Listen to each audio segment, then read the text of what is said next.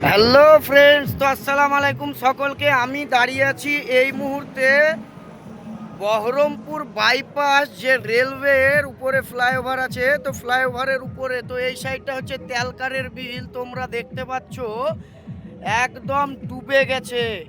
যাদের জমি আছে তারা তো এখন চাষ করার মতো না। এই মুহূর্তে দেখো কি পরিস্থিতি।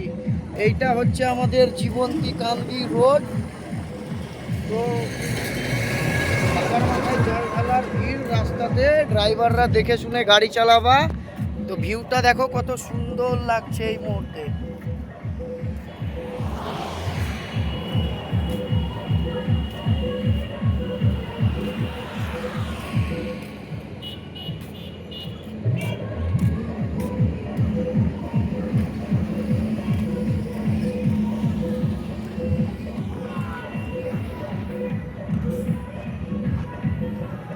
তো ওই সাইডটাও তোমাদেরকে একটু নিয়ে গিয়ে দেখাই আমি।